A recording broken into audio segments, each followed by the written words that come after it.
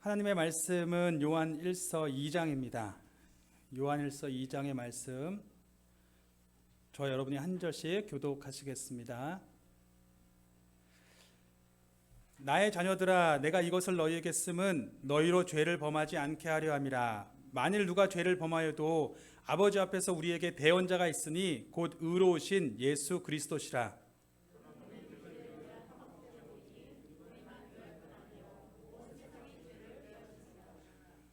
우리가 그의 계명을 지키면 이로써 우리가 그를 아는 줄로 알 것이요,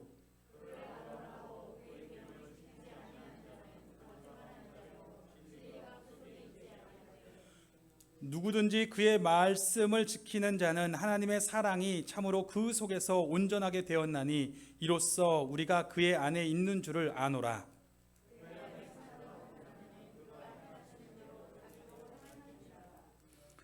사랑하는 자들아, 내가 새 계명을 너희에게 쓰는 것이 아니라 너희가 처음부터 가진 옛 계명이니 이 옛 계명은 너희가 들은 바 말씀이거니와.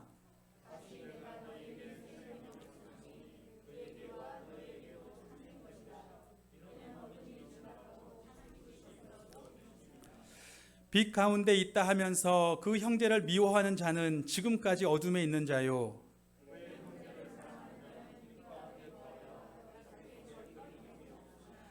그의 형제를 미워하는 자는 어둠에 있고 또 어둠에 행하며 갈 곳을 알지 못하나니 이는 그 어둠이 그의 눈을 멀게 하였습니다.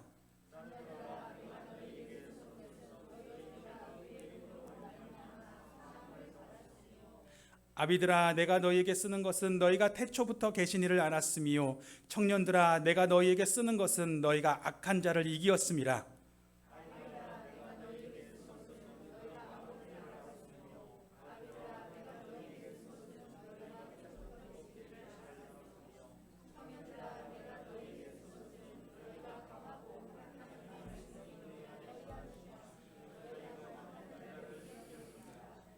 이 세상이나 세상에 있는 것들을 사랑하지 말라. 누구든지 세상을 사랑하면 아버지의 사랑이 그 안에 있지 아니하니.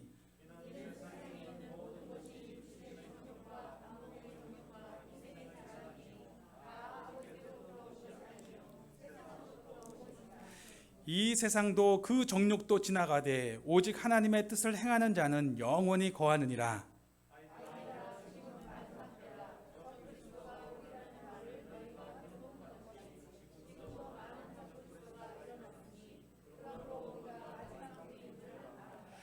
그들이 우리에게서 나갔으나 우리에게 속하지 아니하였나니 만일 우리에게 속하였더라면 우리와 함께 거하였으려니와 그들이 나간 것은 다 우리에게 속하지 아니함을 나타내려 함이니라.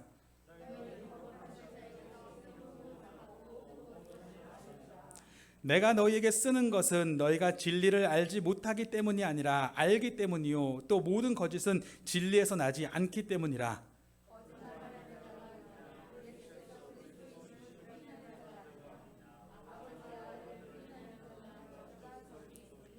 아들을 부인하는 자에게는 또한 아버지가 없으되 아들을 시인하는 자에게는 아버지도 있느니라.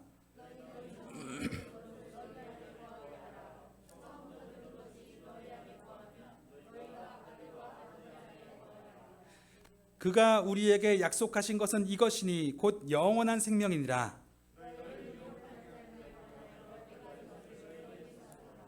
너희는 주께 받은 바 기름 부음이 너희 안에 거하나니 아무도 너희를 가르칠 필요가 없고 오직 그의 기름 부음이 모든 것을 너희에게 가르치며 또 참되고 거짓이 없으니 너희를 가르치신 그대로 주 안에 거하라.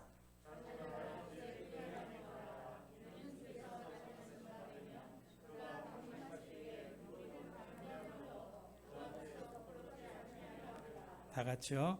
너희가 그의 의로우신 줄을 알면 의를 행하는 자마다 그에게서 난 줄을 알리라. 아멘. 저희가 열심을 가지고 산다는 것은 참 중요한 일인 것 같습니다. 무슨 일을 하든지 간에 열심히 해야죠. 하지만 그 열심이 만약에 잘못된 방향을 향해서 흘러간다면 그것처럼 안타깝고 위험한 것도 없습니다. 저희가 이슬람 원리주의자들을 이야기할 때에 그들을 나름대로는 신앙에 정말 열심히 있는데 그 신앙의 끝이 다른 사람들을 죽이고 파괴하는 것으로 갔기 때문에 그것을 보면서 너무나 큰 고통을 받습니다. 그런가 하면 우리가 사이비와 이단들을 이야기하지만 사실은 사이비 이단들 보시면 얼마나 열심히 해요. 정말 그 열심은 저희가 따라갈 수 없는 열심이죠. 그렇게 사람들을 절박하게 만드는 거죠. 그렇게 하지 않으면 안 될 것처럼 만들어 버리는 거죠. 그래서 그 사람들이 큰 보상을 얻기 위해서 그렇든 아니면 큰 어떤 위험을 벗어나려고 그러든지 간에 절박해서 정말 열심히 하지 않을 수 없게 만드는 겁니다. 하지만 그 끝이 무엇이에요? 가정이 파괴되고 삶이 피폐하게 되고 그렇게 삶을 망치기 때문에 그것이 옳지 않은 것입니다. 그렇다면 그리스도인으로서 우리가 가지고 있는 신앙은 어떻습니까? 우리도 분명히 하나님을 믿을 때 열심히 믿으라고 이야기하는데 그 열심이 정말 우리의 삶을 살리고 있는 열심인지 돌아보아야 되는 것입니다. 만약에 그 열심이 내가 정말 예수님을 열심히 믿는데 그 열심히 믿은 결과가 나로 하여금 날마다 낙심하게 하고 나로 하여금 날마다 절망하게 하고 나로 하여금 정말 살고 싶은 마음이 안 들게 한다면 이것은 생명의 말씀이 아닌 거죠. 우리의 믿음의 선배들이 처음에 말씀을 들었을 때 그들은 이 말씀을 복음이라고 불렀습니다. 복음이라고 부른 이유는 이 말씀을 듣고 나니까 이제 난 살 수 있겠다 라는 마음이 든 거예요. 이 말씀대로라면 난 살 수 있겠다 라는 소망이 든 겁니다. 그러니까 복음이라고 부른 거예요. 생명의 말씀이라고 부른 것입니다. 그렇다면 우리가 우리의 신앙을 돌아보면서도 한번 생각해 봐야 됩니다. 우리는 정말 열심을 가지고 있는데 내 열심이 어디로 흘러가고 있는가? 처음에 우리의 믿음의 선배들이 들었던 그 복음과 오늘 내가 붙잡고 있는 복음이 정말 같은 것인가? 저희가 복음을 이야기할 때에 우리 교회에서 같이 저랑 이제 계셨던 분들은 제가 이런 얘기를 여러 번 하는 걸 들으셨겠지만 제가 이제 복음의 표준에 대해서 이야기를 합니다. 그 복음의 표준을 이야기할 때 세 단계를 이야기하는데 첫 번째는 구원, 두 번째는 양육, 세 번째는 선한 일. 이것이 성경이 말하고 있는 복음이 우리를 이끌어가는 삶의 모습이라고 이야기하는 것입니다. 자, 구원을 받는 것, 그 다음에 양육되어서 선한 일에 이르는 것입니다. 자, 구원이란 무엇인가? 복음은 모든 사람에게 구원을 주시는 하나님의 은혜가 나타났다라고 선포합니다. 이 말을 바꾸면 누구든지 구원을 받아야 된다는 얘기예요. 또 말을 바꾸면 모든 사람은 성경적으로 죄인이다라는 이야기입니다. 이 이야기를 하면 벌써 부담감이 옵니다. 아니 내가 무슨 죄를 지었다고 내가 그렇게 무슨 죄를 지었다고 자꾸 죄인 그러나 이런 마음이 들 수 있습니다. 그런데 성경에서 말하는 죄는 근본적으로 반역이에요. 무엇에 대한 반역이에요? 창조주에 대한 반역이에요. 하나님을 인정하지 않는 겁니다. 하나님이 내 삶을 창조하셨다고도 믿지 않고 그가 내 삶을 다스린다고도 믿지 않아요. 자, 그러면 하나님을 인정하지 않으니까 남는 건 무엇이 있습니까? 나밖에 없는 거죠. 육체로 있는 내 주위로만 이 세상이 흘러가잖아요. 그러니까 저밖에 없는 거예요. 그러니까 제 뜻을 이루는 것이 중요하고 제 나라를 이루는 것이 중요합니다. 자, 그러려고 하는데 삶에 이렇게 살아가는 것이 문제가 되기 시작해요. 왜요? 내 뜻과 내 나라를 이루려고 하는데 다른 사람의 뜻과 다른 사람의 나라와 충돌하기 시작하는 것입니다. 그러니 살면서 다투지 않을 수가 없는 거예요. 내 뜻 이루고 살아가려면 누군가를 미워하게 되고 다투게 되고 원망하게 되는 일들이 자꾸 벌어지는 것입니다. 그러다 보니까 또 내가 통제할 수 없는 어떤 순간들이 또 경험하게 되는 거예요. 내가 그렇게 다투고 내가 그렇게 싸워서라도 내 삶이 내가 원하는 대로 이루어진다면 그나마 다행인데 또 내 뜻대로 이루어지지 않는 겁니다. 그러니까 제 마음이 어때요? 불안하죠. 오늘 하루를 살아가는데 내가 원하는 일만 일어났으면 좋겠는데 내가 원치 않는 일들이 나에게 일어날까 봐 불안하죠. 두렵죠. 사실 이것이 가장 모든 인간이 가지고 있는 기본적인 심성입니다. 우리는 이제 종교다원주의를 이야기하면서 어떤 종교로 가도 다 똑같이 끝에는 똑같이라고 이야기를 하는데 사실은 그 구조는 틀렸어요. 진짜 논리적인 구조는 무엇에 있냐면 모든 인간은 똑같이 두려워하고 불안해한다. 여기서부터 시작합니다. 그러면 이 두려움을 어떻게 해결할 것인가를 사람들이 찾아다니는 거예요. 그게 모든 인간들이 하고 있는 행동입니다. 그런데 사람들이 어떻게 해요? 이 두려움과 불안함, 내 뜻대로 되지 않을까 봐, 삶을 정말 내가 원하는 대로 하고 싶은데 그렇게 안 될까 봐 이 불안한 마음을 어떻게 해결할까? 그래서 그걸 해결할 수 있는 방법 중에 하나가 뭐예요? 돈을 많이 버는 거예요. 왜요? 돈을 많이 벌면 그 돈으로 정말 내 뜻대로 할 수 있는 게 많거든요. 아니면 권력을 차지하는 겁니다. 높은 자리에 있으면 내 뜻대로 할 수 있거든요. 아니면 지식을 쌓는 거예요. 지식을 쌓으면 큰 깨달음을 얻어서 삶은 이렇게 살아가는 것이구나. 그 지혜를 가지고 살아갈 때 이 삶을 내 뜻대로 한번 해볼 수 있지 않을까라는 소망이 있는 겁니다. 그런데 놀랍게도 그렇게 많은 돈을 벌고 그렇게 권력을 가지고 그렇게 또 지식을 쌓았음에도 불구하고 삶이 내 뜻대로 되지 않는 것을 발견하기 시작하는 것이죠. 얼마 전에 경찰관 아저씨가 한 명 우리 교회 주중에 오셨어요. 그래서 또 왜 오셨냐 그랬더니 저쪽에 그 초월 보건소 뒤에 누가 농사를 지으시는데 누군지 모르겠는데 자꾸 훔쳐간다는 거예요. 훔쳐서 사라지시는데 그 사라진 사람을 CCTV를 확인해 봤더니 이쪽으로 지나갔다는 거예요.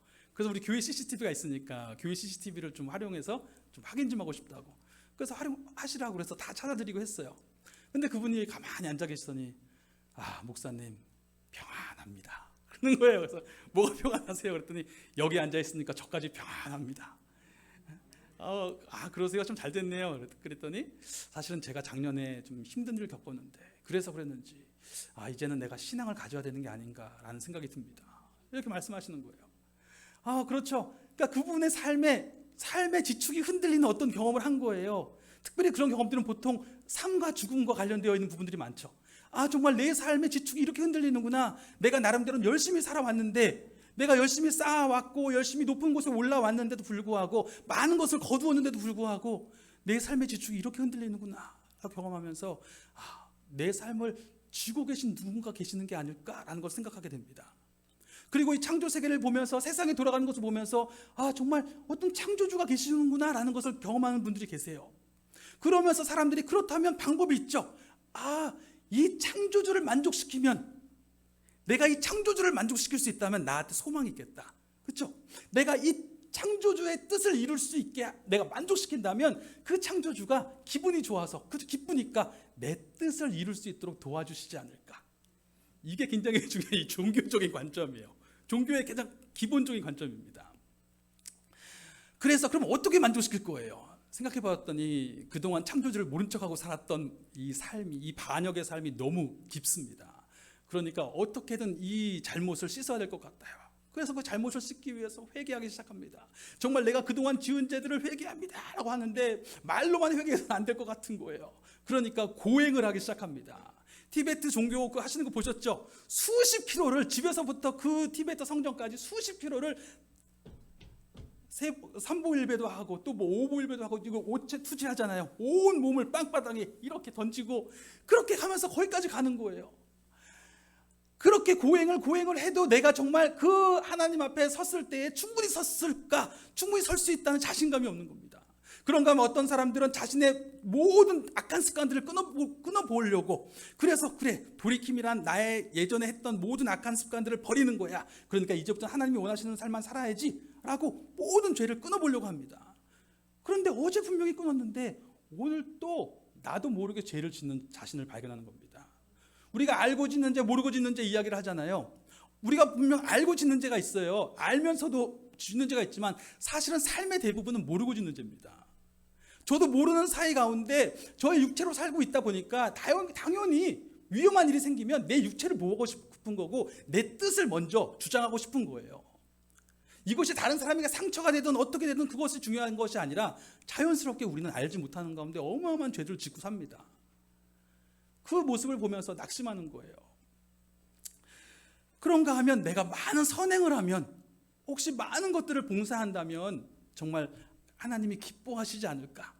하지만 아무리 선행을 해봐도 도대체 하나님이 얼마나 해야 만족하실지 감이 안 오는 거예요. 그러면서 깨닫게 되는 거죠. 그렇게 슬퍼하고 그렇게 깨끗하게 살아보려고 했고 그렇게 고행을 했는데도 불구하고 하면 할수록 도대체 언제까지 해야 되는지 모르겠는 이 상황 속에 놓이면서 내 안에 내 힘으로 어쩌지 못하는 모습이 있구나. 내가 그렇게 깨끗하게 살려고 하더라도 오늘 또 넘어지는 나를 보면서 내 안에 반역의 DNA가 있구나. 이것을 알게 되는 것입니다. 사도 바울이 이렇게 얘기해요.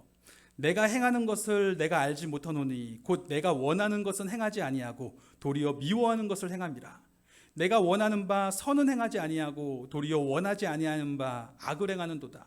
그러므로 내가 한 법을 깨달았노니 곧 선을 행하기 원하는 나에게 악이 함께 있는 것이로다.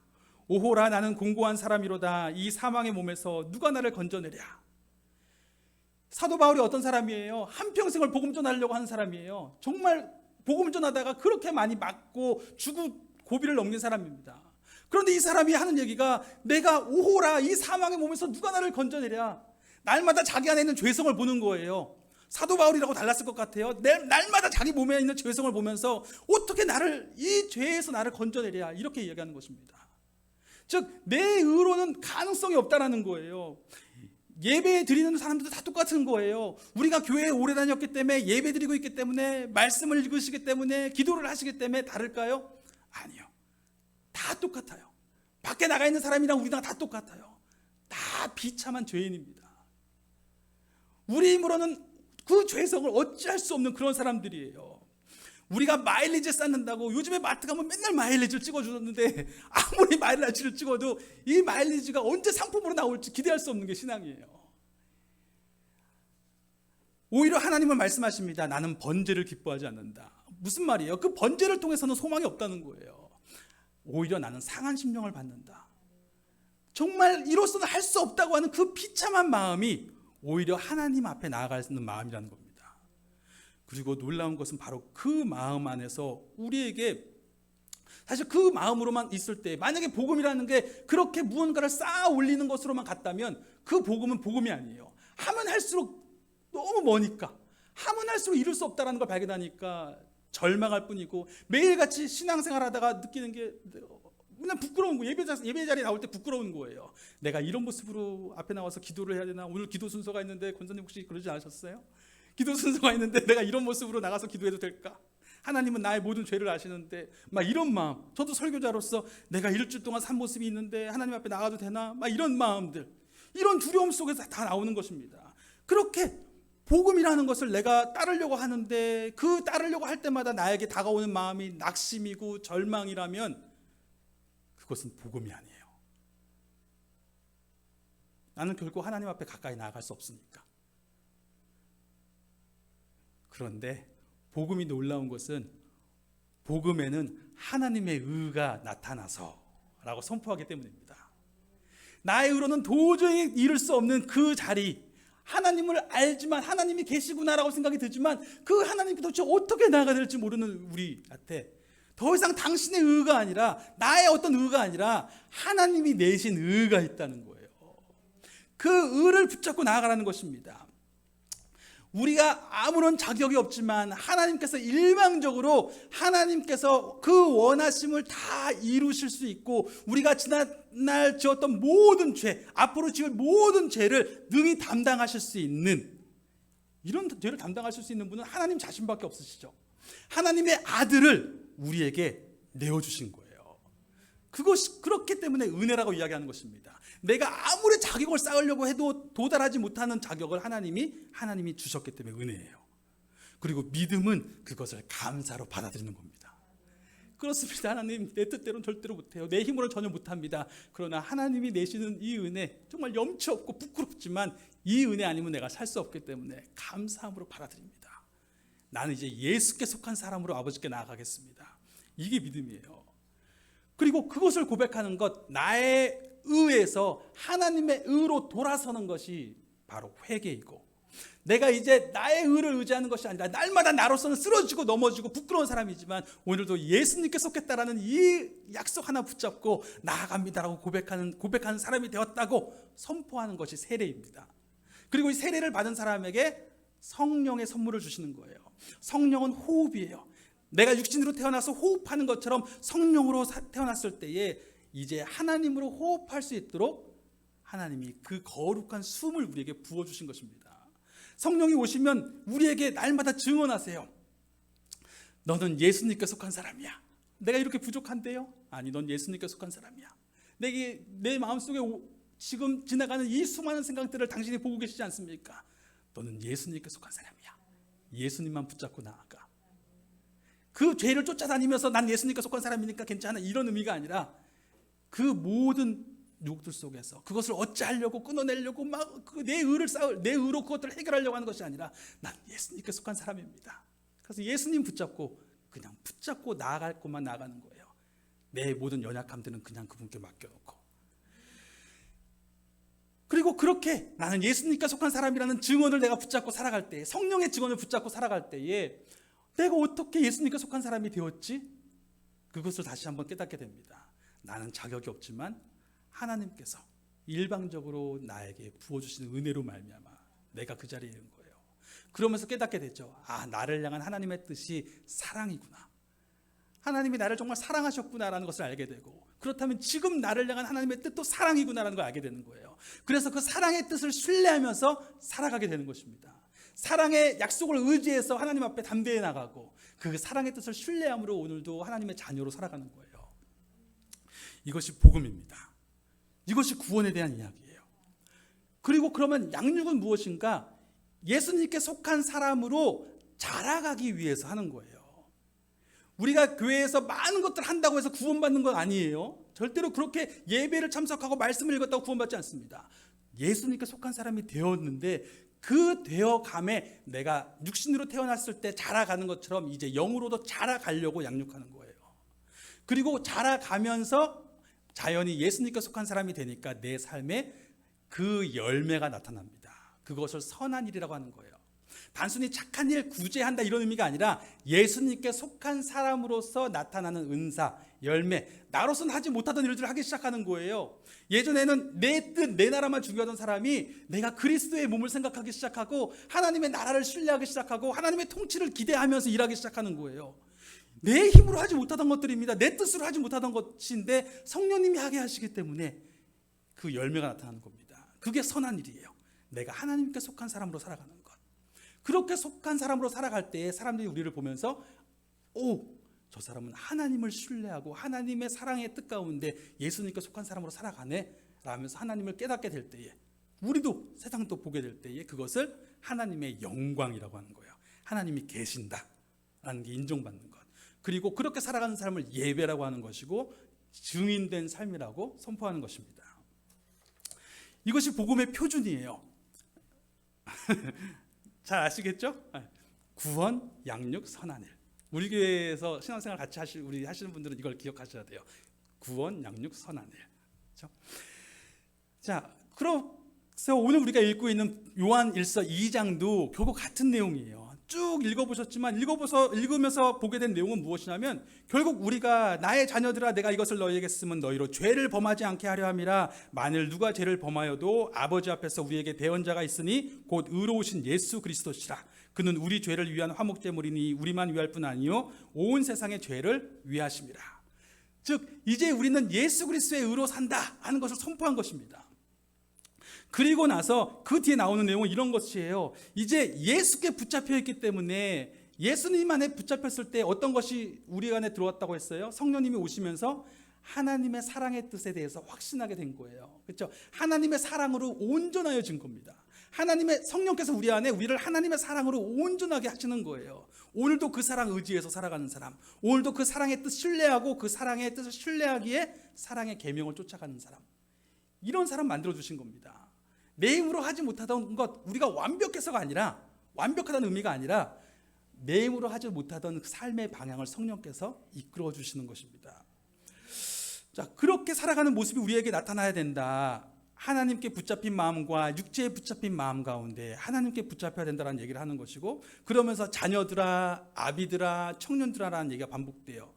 자녀들아라고 하는 얘기는 내가 예수님 안에서 하나님의 자녀가 된 것이고, 아비들아라고 이야기하는 것은, 아비는 보통 나이가 많은 사람이잖아요. 그러니까 너희가 태초부터 계신 이를 알았다. 이 말씀이 태초부터 계신 이의 뜻과 연결되어 있다라는 것이고, 청년들은 힘이 있잖아요. 말 그대로 당신들이 이제 이 말씀으로 세상을 이기십시오. 악한 자를 이기었습니다. 이렇게 선포하는 것입니다. 그러면서 이때가 어느 때예요? 이제는 그러므로 세상의 정욕을 쫓아가는 것이 아니라 성령을 따라가는 사람이 되었다고 이야기하는 것이고, 그러면서 나오는 얘기가 적그리스도에 대한 이야기예요. 적그리스도가 있다는 것은 사람들로 하여금 내가 그리스도라고 하는 또 다른 존재가 있다는 거예요. 그것을 이제 미혹받는 거죠. 그런데 거기를 쫓아가요. 그런데 이 적그리스도의 논리가 재미있는 게 뭐냐면, 자기가 그리스도라고 이야기하는 거예요. 그러면 이미 육체로 오신 예수님이 하신 사역이 충분하지 않았다는 걸 의미하는 거죠. 그렇죠? 지금 이단들이 한 얘기가 뭐예요? 자기가 그리스도라는 거예요. 다시 올 그리스도 혹은 자기가 성령이라고 이야기하는 거예요. 근데 이 말은 무엇이냐면 자기를 통하지 않고는 그 구원에 이르지 못한대요. 그러면 예수님이 오셔서 하신 일을 부정하는 거예요. 그렇죠? 그럼 예수님이 하신 일을 충분하지 않았다고 이야기한다면 예수님을 보내신 하늘 아버지도 안 계신 거예요. 즉 여기서 이야기하는 것이 아들을 부인하는 자는 아버지도 그 안에 없다라고 이야기하는 것이고, 아들을 시인하는 자는 아버지가 계신다고 이야기하는 겁니다. 아버지와 아들이 함께 가는 거예요. 즉 예수님을 통해서 하나님이 우리에게 내신 이 의를 붙잡고 살아가는 것이 생명이라고 이야기하는 것입니다. 그래서 미혹의 때에 처음부터 들은 복음을 지키라. 24절을 보면 뭐라 그래요? 너희가 처음부터 들은 것을 너희 안에 거하게 하라. 처음부터 들은 것이 너희 안에 거하면 너희가 아들과 아버지 안에 거하리라. 처음부터 들은 복음이 우리 안에 있는 것이 중요하다고 이야기하는 것입니다. 그러면서 그 다음에 기름 부음에 대한 이야기는 성령의 증언이에요. 성령께서 그렇게 증언하시는 것을 따라가라. 나는 예수님께 속한 생명입니다. 결국 전체로서 말하는 것은 하나예요. 이제 예수님께 속한 생명으로 살아가십시오. 나의 의가 아니에요. 나의 능력이 아닙니다. 오늘 하루 나의 삶의 모습 가운데 내 자격으로 쓰려고 하는 어떤 시도들도 다 버리고 예수 그리스도의 의를 의지해 나아가는 것입니다. 그러면 그의 사랑의 뜻을 내가 신뢰하게 될 것이고 그의 계명을 따라 살아갈 수밖에 없다라고 이야기하는 것입니다. 자, 그런데 여기서 문제가 생겨요. 내가 예수님께 속한 생명으로 살아가게 되면 이제 예수님의 사랑이 내 안에서 온전해져서 그의 사랑을 따라 살아갑니다라고 이야기하게 되면 갑자기 마음이 불편해지기 시작합니다. 결국은 내가 사랑의 계명에 순종하라는 얘기네. 내가 구원받는 것까지 좋았는데 이제 구원받은 사람은 나도 그 사랑의 계명을 따라 살아야 돼 라고 이야기하면 내가 또 무언가를 해야 될 것 같은 이 부담감들이 오기 시작하잖아요. 뭐든지 간에 하라고 하면 부담이잖아요. 그러면 그때부터 나오는 얘기가 뭐예요? 순종이라는 단어죠. 내가 또 이걸 순종을 해야 되는 거구나, 막 이런 생각이 드는 거죠.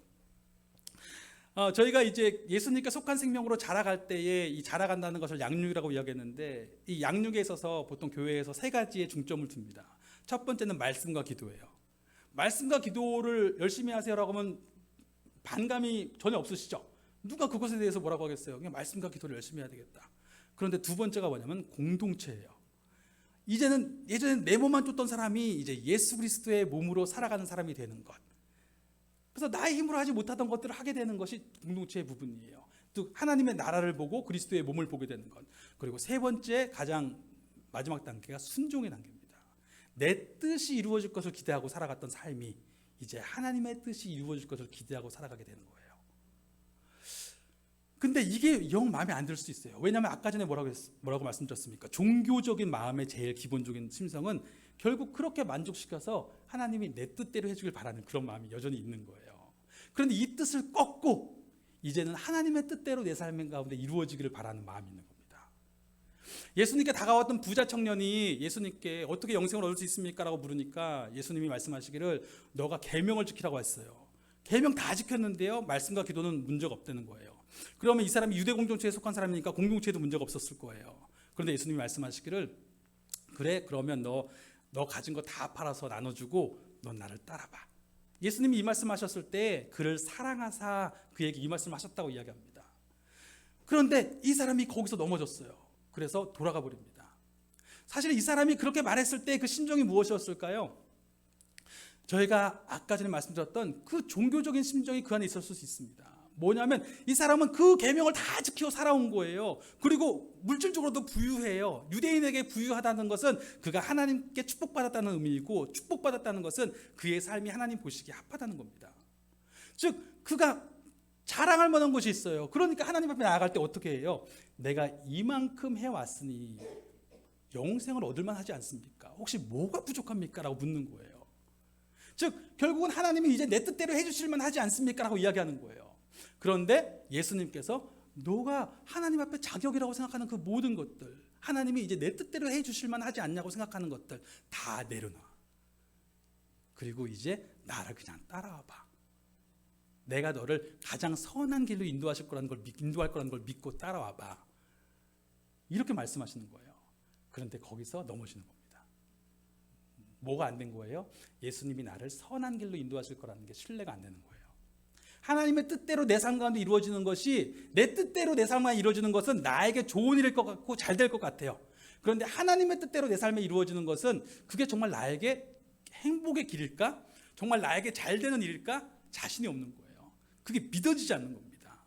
그러니까 사실 하나님의 뜻을 신뢰할 수 없는 거잖아요. 뜻을 따라갈 수 없는 거예요. 하나님 말씀대로 살아가는 게 정말 내 삶에 잘 될까? 이게 안 믿어지는 거예요. 아브라함이 그 하나님의 말씀을 따라갔을 때 우리가 생각하기는 그냥 말씀을 따라갔냐 안 따라갔냐고 생각할 수 있지만, 이 초점은 말씀을 따라갔냐 안 따라갔냐가 아니라 말씀하신 하나님을 신뢰했냐 신뢰하지 않느냐예요. 신뢰했기 때문에 따라간 겁니다. 그래서 아브라함은 믿음으로 구원받은 거예요. 말씀하신 하나님의 뜻이 내 삶에 이루어지는 것이 나에게 선하고 그것이 반드시 이루어질 거라는 걸 믿었기 때문에 따라간 것이고 믿음으로 구원받은 겁니다. 그런데 신뢰하지 못하면 못 따라가는 거예요. 아무리 하나님이 말씀하셔도 하나님이 손 놔 그래도 손 놓으면 죽을 것 같은데, 그렇죠? 빼앗길 것 같은데, 내가 당장 죽을 것 같은데, 아무 소용없는 것 같은데 그렇게 해 그래도 하나님이 말씀하셔도 못한다니까요.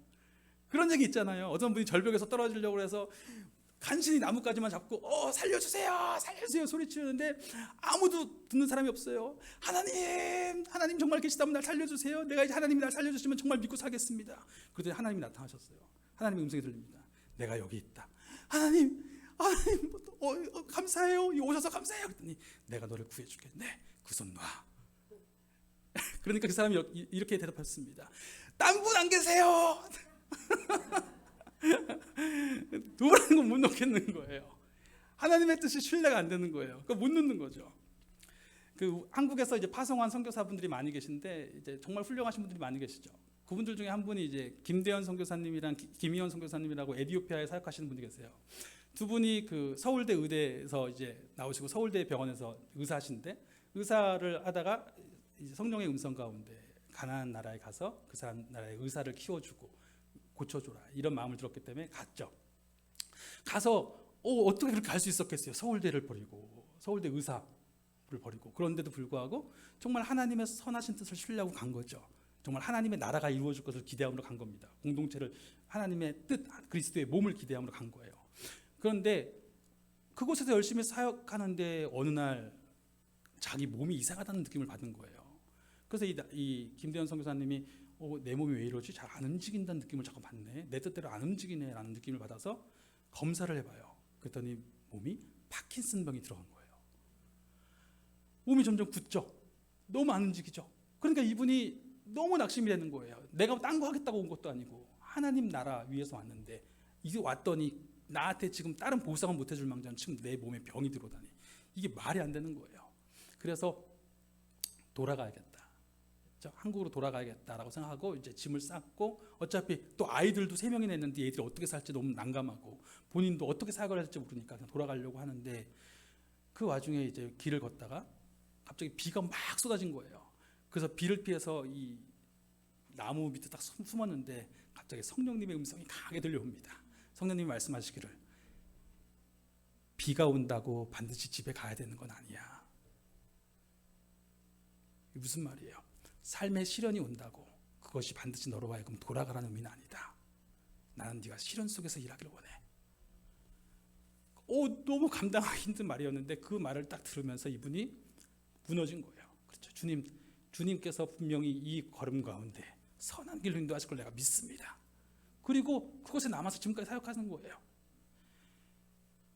어떻게 남을 수 있었어요? 사실 그게 쉬운 것이 아니지 않습니까? 아니 그렇게 큰 헌신을 했는데 그 헌신 끝에서 그 병이 걸렸는데 어떻게 순종할 수 있어요? 분명히 하나님의 뜻이 선하시고 그 사랑의 뜻 가운데 나를 이끌어가고 계신다는 것을 믿었기 때문에 순종할 수 있었던 것입니다. 결국 순종할 수 있는 것은 내가 신뢰하기 때문이에요. 그러면 도대체 어떻게 신뢰할 수 있는가? 방금 이 이야기가 중요한 포인트를 하나 알려주는 거예요. 어떻게 신뢰할 수 있어요? 어떻게 그분이 하나님을 신뢰할 수 있었습니까? 이유는 단 한 가지입니다. 하나님의 사랑이 그분의 심장을 관통했기 때문에 그래요. 십자가에서 흘린 그 보혈의 공로가, 그 은혜가 무엇인지를 제대로 경험했기 때문에 그렇습니다. 그 사랑이 그 마음을 관통함이 변화되는 거예요. 결국 그렇기 때문에 우리 그리스도인들이 날마다 고백해야 될 것, 우리가 날마다 구해야 될 것이 있는데, 그것이 무엇이냐면 십자가의 사랑이 우리의 심장을 관통하여 주십시오. 그것이 바울의 고백이었어요. 그리스도의 사랑이 나를 강권하시는도다. 그것이 요한일서를 읽고 있는데 요한일서에서 요한의 고백입니다. 그가 먼저 우리를 사랑하셨다. 그 사랑이 관통해야만 이 사랑의 계명으로 따르라고 하는 이것이 짐이 되지 않고 자연스러운 열매가 되는 것입니다. 그래서 하루도 빠짐없이 우리가 기도할 것은 하나님의 사랑이 우리를 강권하여 주시옵소서. 십자가의 사랑이 나에게 베풀어 주신 그 사랑이 어떠한 것이었는지를 제가 깨닫게 하여 주시옵소서. 우리가 기도하겠습니다.